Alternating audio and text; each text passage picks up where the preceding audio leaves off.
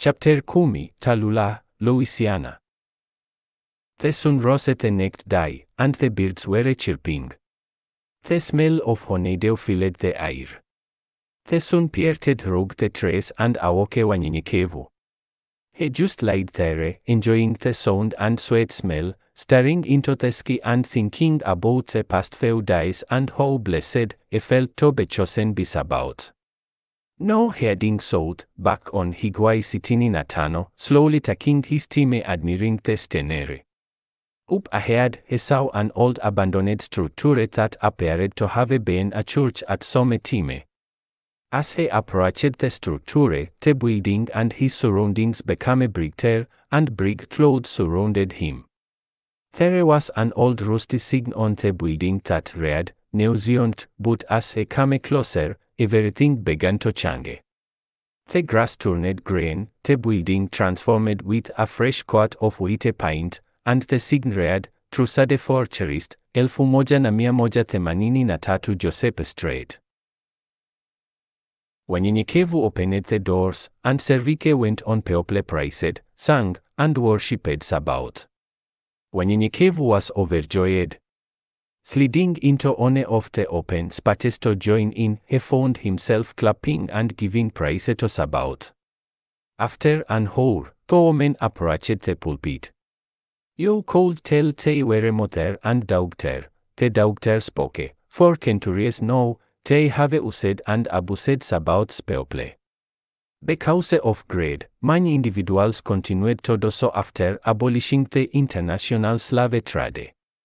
They stole our ideas and inventions for profit, imitated but never duplicated.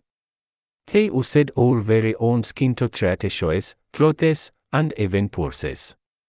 They lynched, whipped, and murdered us, gave us empty promises, destroyed Black Wall Street and New York's Central Park, treated us like animals and commodities, black gold as you will. They used laws called black or slave codes, using deceptive means to treat self. Hatred and mentally destroyed the idea of marriage among us. The only great sin they have instilled in many means is the corrupted and perverted ideas of sex. Are we beyond repair? God forbids. Centuries ago, slave-sex farms were created, like any other farms. They wanted the biggest and strongest. They forced orgies, as they pervertedly watched, men having sex with their daughters, mothers having sex with their sons. This is where the term word came from. They raped our men, women, and children and perverted our family values, but Sabaoth is able. Marriage in the eyes of Sabaoth is honorable when two virgins consummate their marriage. The blood from two virgins joining together for the first time makes that marriage holy. They have turned the natural into perversion, and perversion is now called natural. They are not ignorant. They know and knew that most people in the Torah are people of color. They know and knew that people of color, the more specifically, helped them become who they are today. They are as little children demanding to be seen, but their actions have done great damage and have caused the world to become as it is. It amazed. Wanyenyekevu at how the two women spoke with power and authority as he talked aside and continued to listen and agree with the woman. They have taken the word love and replaced it with lust. Through mind games and manipulation, many of our people have gradually become selfish, disingenuous, and rather lie on their back for physical pleasures than walk on their feet doing honest work. This is embedded in our minds, and we have become animals instead of humans, and that was how they treated us. What we need to understand about racism and the white power dynamic so well understood by black scholars like Nellie Fuller, Frances Stress Welsing, myself and others, is that it is not just the organs of its body, but it is the skeletal structure. You are still left with the framework when you remove the brick and mortar and all the internals. It is as Mason Jamiron Onse argued so beautifully with his white colleague sociology professor, standards. Even when your weights are not operating on prejudice, you are, by its very nature, and based on its implied, if not obvious imperative, operating on the standard of racism they teach you from birth. And that standard he mentioned is driven by a power dynamic established on white genetic survival. Until we get that and the fact that we, no matter where we are in the world, are sane and are a global black nation, whether or not we embrace it and are treated as such, and begin to think in terms of our common survival as does every other ethnic group that are evolving out of us. We will continue to be denied full equality and real freedom. A rock thrown in the pond will have a replay effect that will eventually disturb the entire body of water. It was Mordecai who warned Esther in the Torah, art thou not a Jew? Meaning, what happens to your people will also happen to you. We might have gained freedom from slavery, however, freedom did not mean free from. The chains were gone, but the system they represented remained solidly in place. Take the drugs from the addict, his addiction remains. Until the mental dependency is broken, he is not free. The Native Americans understood this, which is why they demanded to be separate, equal, and sovereign citizens of their own country. Realizing that it was not about segregation but independence. When Nyenyekevu got so excited that he stood up and shouted, "Preach," as she continued. He insisted on defining their status. They were hostages in their own land. So were we. It is not intelligent to ask your captor to dictate the terms of your acquired freedom. And it is not freedom if you have no choice. Many began to jump for joy as she spoke. Music rang out in the building, but there was no band in the building. The mother stood up and started praising the Lord as well. She let out a large cry, saying, "Glory," and the entire building shook from its foundation. When Nyenyekevu felt joy and piety and had to stand up, he closed his eyes and started praising Sabbath. When he opened his eyes, he stood in an empty, abandoned building, but the feeling was still there. When Nyenyekevu sighed as he shook his head, "Just like a fire, man, just like a fire." Walking away from the building, he sighed, "Oh was she," and heard a voice, "In prophetess Akilamelech." Looking around, he just smiled, "Thanks, Akilamelech, he had a great team, and he needed that." 50 feet from the building, she stood there with her mother on Higuay sitting in a tunnel with a beautiful and pitiful smile. "You're welcome, and this is my mother, Pastor Jones." Pastor Jones smiled. "Gradualism is how the evil one will try to destroy Sabbath's people." She pointed toward Higuay sitting in a tunnel, and they all walked down the road as Pastor Jones continued, be slowly indoctrinating a plan into action until it becomes normal, bestiality, necrophilia, and even homosexuality. During the early 1970s, homosexuality was a mental disease. No, it is a way of life. It gradually became accepted by the 1990s, by Billy it was a way of life.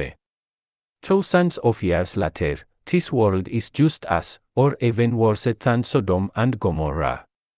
Akilamelech turned toward Nyenyekevu. "Remember this, man is the sixth extinction facing this planet. His greed and disrespect for nature and life is hurtling him towards the extinction of over 1 million species in the next decade or less. Msheka sighed, except those days be shortened, no flesh will be saved."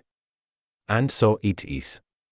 They continued talking until they were between Flurry Road and Omega Road on Highway 65. Akilamalek stopped and took out some olive oil. She and her mother prayed over the oil, and her mother poured it into her hands. Akilamalek said, "You are about to meet Insubus and Sutsubus. You will need strength to defeat your enemy. You must know your enemy to defeat your enemy. Only talks about is this possible." She placed her hand on his head and prayed for him. He lifted his hands and the air and started praising Sabaoth. When he came down, they had disappeared. Wanyenyekevu felt like he was on cloud nine as he continued to walk toward Tallulah. He passed the old abandoned town of Talabena and closed in on the bend before he finally got to Tallulah. Wanyenyekevu felt at peace since his talk with Akilamalek and her mother, all the while enjoying the scenery when he came across a sign that read, "Welcome to Tallulah." As he walked, he noted the grass become greener as he approached the city, and the street signs were repairing themselves, and he started reading them on his way. Highway 65 changed into North Kedar Street. Passing Blair Street, McKinley Street, Roosevelt Street, then he came to a strange crossing. On a side of the street, on the right was called South Levee Street, but directly across from it, the name was Van Zelfin Street. He stopped and asked himself, why is this named South Levee Street on this side of the road, but this street is named Van Zelfin, unlike the rest? Maybe this guy, Van Zelfin, did something important. He continued as he passed North Street, East Washington Street, and East Osborne Street. He asked himself, what kind of name is this, as he continued to pass East Darrow Street, East Traig Street. As he looked ahead and saw Yael and Mlezi, above their heads was a sign that read, East Green Street, Highway 80. Mlezi said as he approached, "This will be your time of reflection. This will be your home for the next 90 days, and you will not see us again until it's time to move on. You will experience joy, hatred, fear, love, and anger in this place, but you will learn what is needed to help you finish your task at hand for Sabaoth while you are here, and this will only happen here. You will see a choice of time and a choice in time. It is one thing to hear of the stories and events that happened to your family, but it is another thing to see them." Wanyenyekevu started to speak, but Mlezi interrupted him. "If you stand in a location for a long time, you will see moments in the past, dealing with or concerning your family, these are called a choice of time. However, if you speak the words, show me, the same time will fast forward to the future until you say stop, these are called a choice in time." Wanyenyekevu smiled, trying to recap what was said. A choice of time shows the past. But a choice in time shows the future. Of time and in time. Understood? Standing in a location for a while, a choice of time in history, if we say, show me. A choice of time, fast forward to a later period. Wanyenyekevu said, hold on, wait. What? Mlezi continued, in any case, a choice of time or a choice in time, you can say stop, rewind, fast forward, or even repeat, and the choice will do so no one is able to say you, because these are just images of the past. Wanyenyekevu nodded his head, understood, I think. Yael looked at Wanyenyekevu, before you leave, the evil one will show himself, be strong, for you are now ready. There should not be a doubt in your mind when he appears before you. Remember, you cannot kill these deities as of yet, so don't try, but if you are not careful, they can bring the worst part of you out.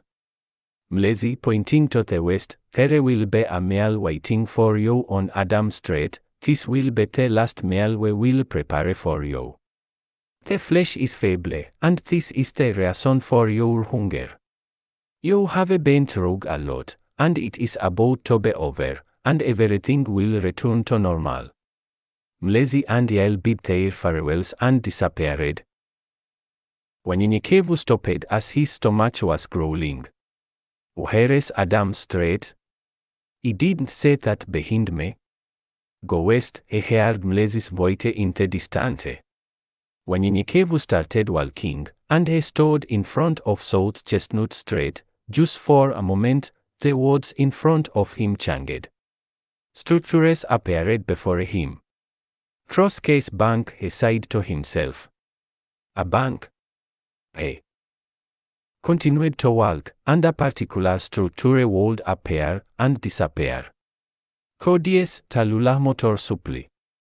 Trying to remember the street names and some landmarks, besides he would spend the next 90 days here.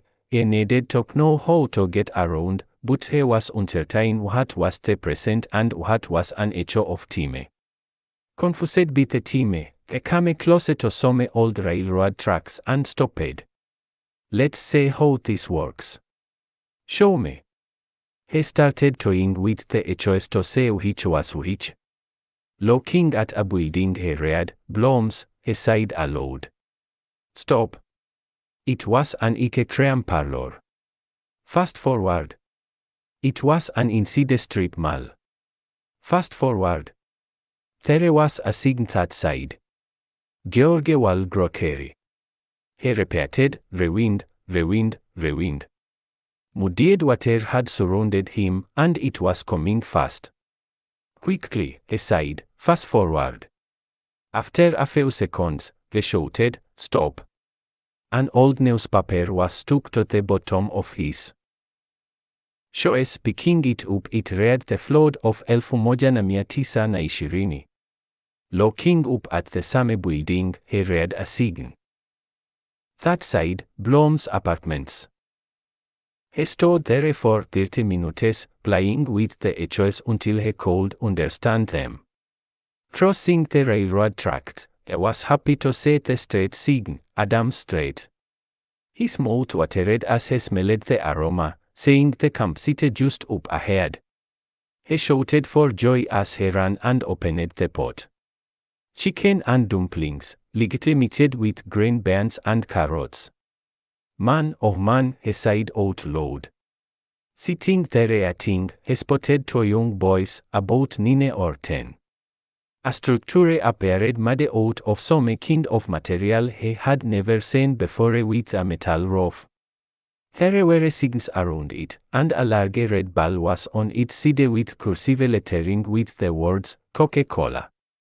Wanyenyekevu got up and walked to the building. Mpete's Grocery, a sign posted outside the building. Curious, he tried to open the door, and his hands went through the door, so he continued to walk inside. There were the two boys with a red wagon filled with glass bottles with Coca-Cola, the pepper, and also written on them. An elderly man said to the boys, that'll be $20.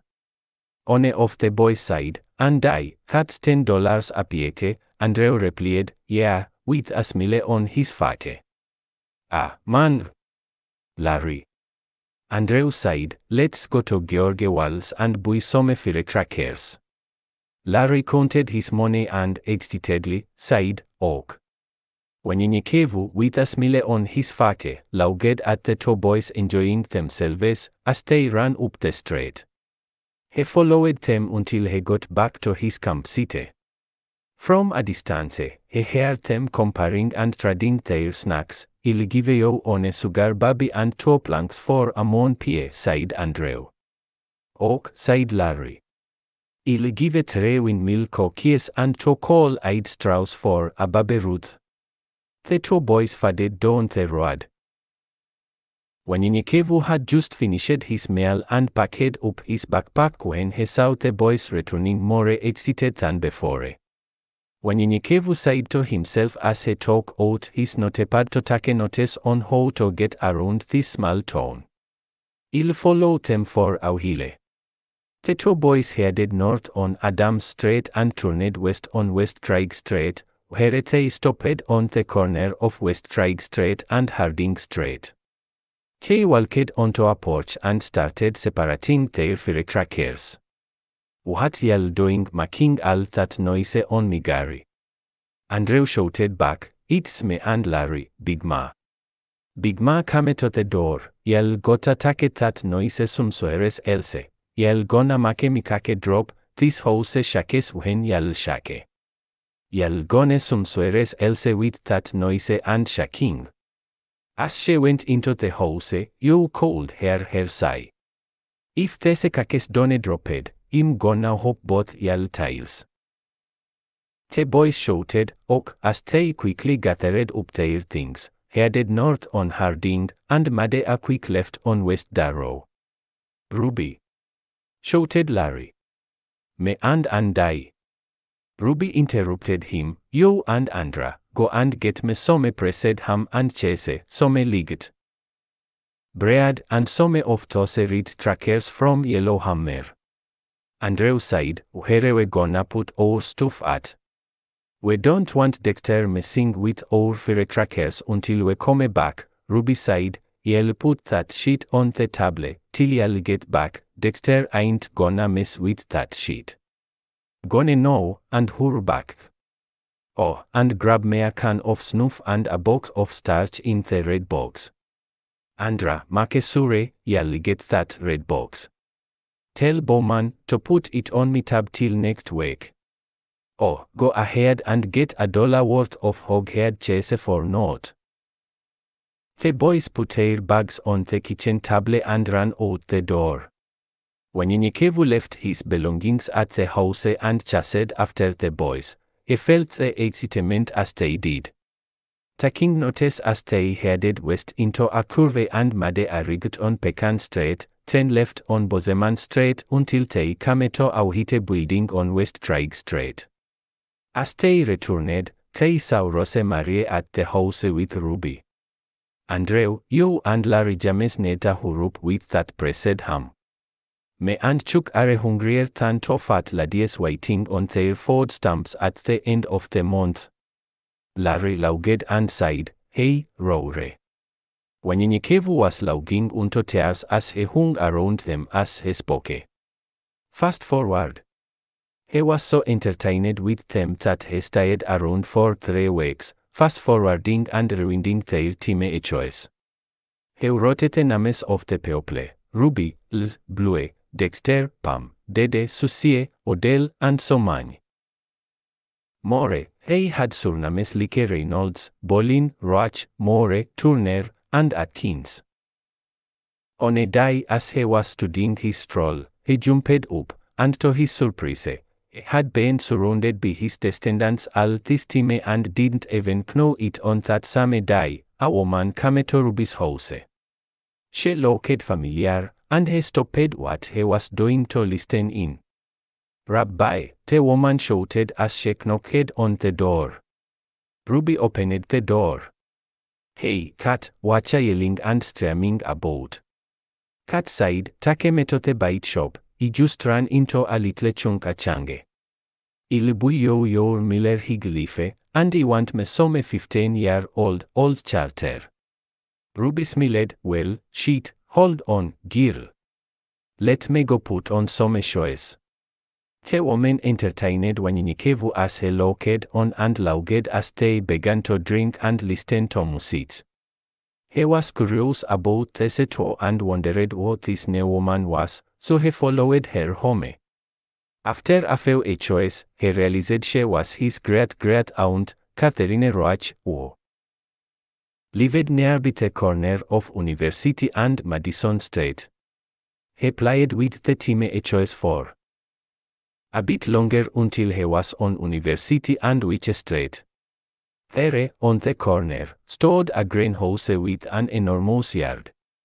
Nervous for the first time, he realized this was his great-grandmother's house through which he was the descendant of Adam, the first man on earth. Catherine Bolin, Eglechil or Behita's great-granddaughter. Wenyenyekevu stod there, of Catherine was named after her mother, Catherine Cat. Then he sighed rewind. Suddenly a young man was out the house's back door holding a lady's ears closed with both hands.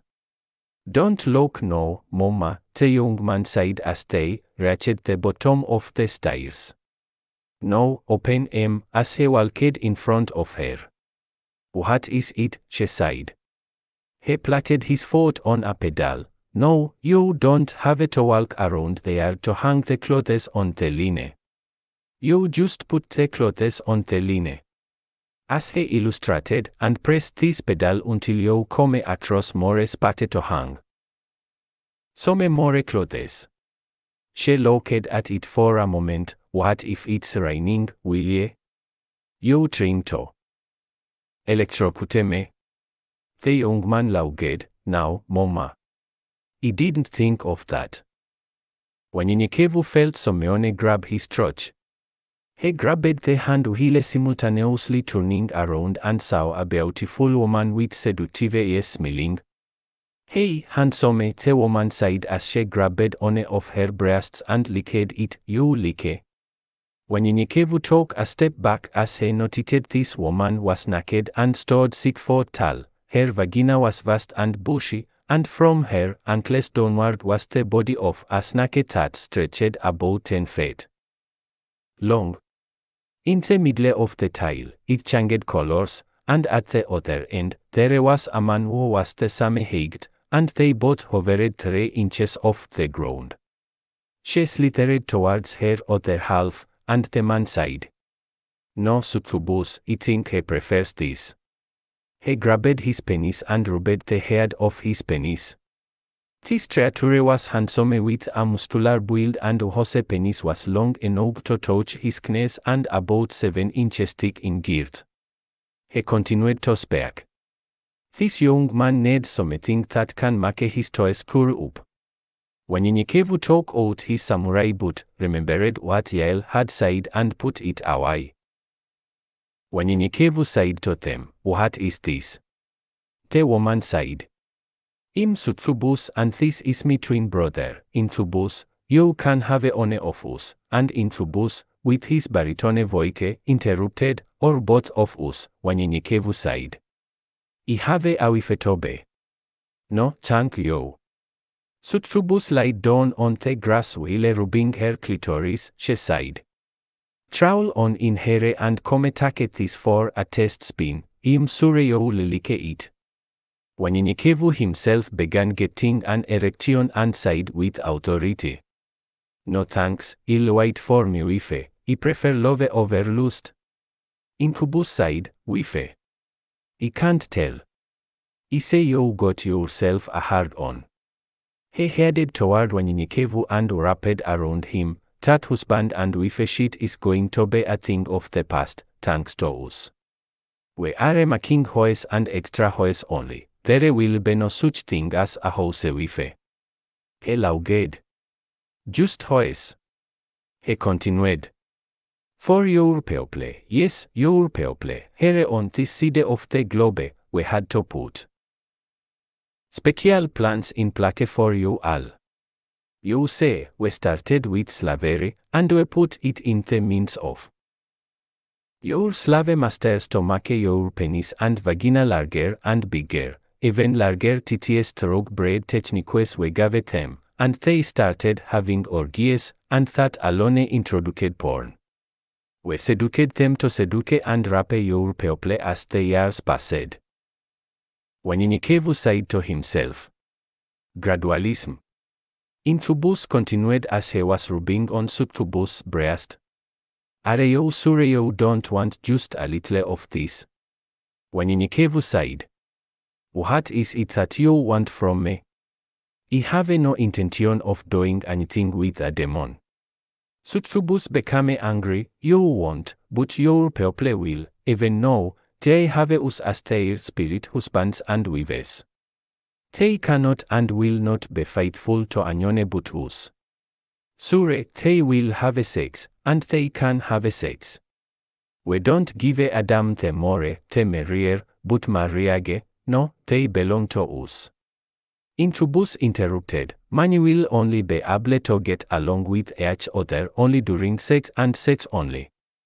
They will incur cervical cancer, HIV, AIDS, and other incurable diseases. This will spread among them, and even new diseases will only be created and spread among your people." They both sighed as if they were singing a song. Just a whole lot of fucking going on. Sutrubus lauged, "We will do this will they sleep. Everyone got to sleep, we will cause. People to rape your children at an early age, and your children will run to the same sex for comfort. And your men, we will feminize them, and your women shall be masculine to the point that they will not populate anymore, but they will be hugely indulged in sexual activities with each other. Hoes, just hoes, more hoes, everywhere." Intubus and Sutrubus laughed at Wanyenyekevu and began having sex with each other as he stood there. Wanyenyekevu became immensely angered by the statements and actions of the two, and he called on Msheka. "Msheka, son of Sabaoth, I am but a man and have no power against such a creature. I call on your name and your power." Wanyenyekevu pointed to the demons, "In the name of my Redeemer and Savior, in the name of Msheka, I rebuke you." The two had quickly disappeared, and Wanyenyekevu tried,